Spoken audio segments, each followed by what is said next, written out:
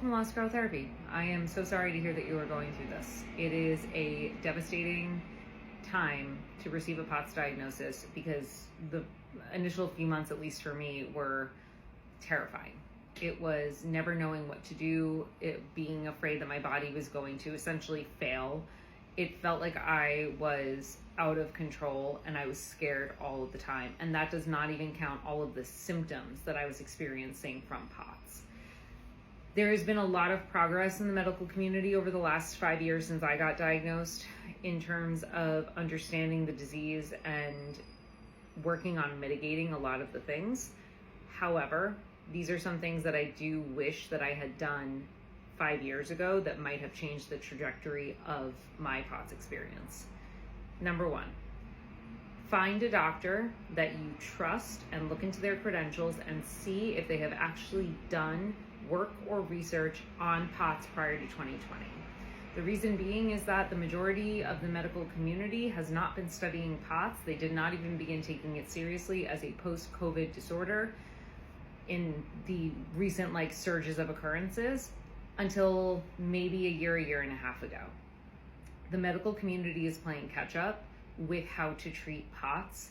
So finding a practitioner who had an understanding of it prior to 2020 made the entire difference for me because he had other practitioners to refer me to who knew what they were doing.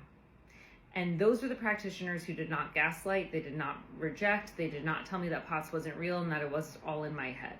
Had I found Dr. David Younger in New York, he was the person to diagnose me with POTS, and Dr. Lauren Napany in New York, who was the neurologist who actually did a bunch of the post-POTS diagnosis testing, I would have recovered a lot faster. But I had a lot of appointments with doctors who were kind of like, you can go see them, they don't really specialize this, you can go see them, we're not really sure. And that is a waste of time and energy because it exhausts you and you feel more frustrated not getting answers. The second thing is, TikTok is a great resource for POTS.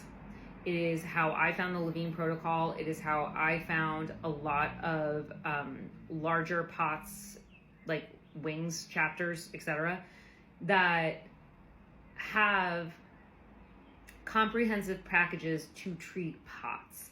There's different clinics all over the country, especially if you're based in the US. Yes, they are hard to get into. Yes, they are expensive.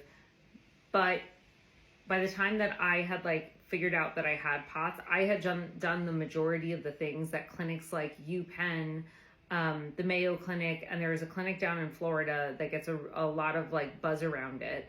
I had done every single thing that they had listed as their practices to heal POTS. So that was both very reassuring, but also frustrating because I had done all of this over a 3 or 4 year span and I wish I had done it one and done.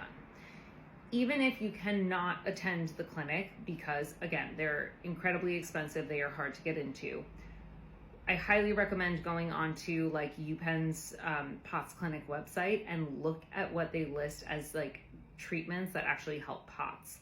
Every single treatment on there is one that I have done and it did help. It is always helpful to go back to the research and say okay, why does this work? What is it about these certain practices? Why does the Levine protocol work? Why does, there's another one, I just can't remember the name of it, but why do certain practices work well with POTS? You're not in this alone. The POTS community, TikTok, Google, all of those are your best friend if you use a level of discernment to read into why certain practices work.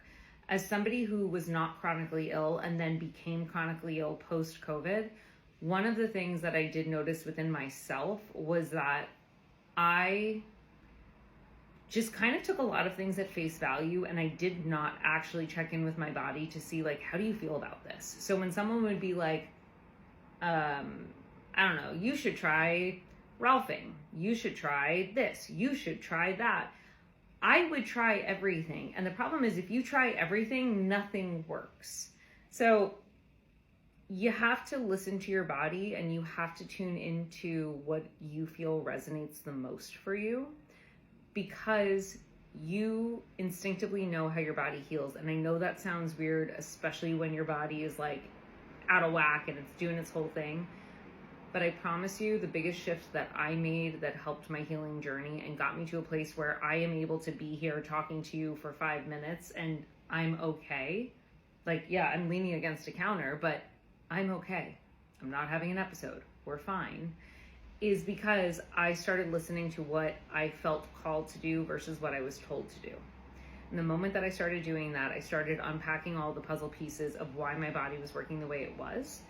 And that helped immensely. I will make another video about some of the practices that have helped with POTS. But, I hope it helps.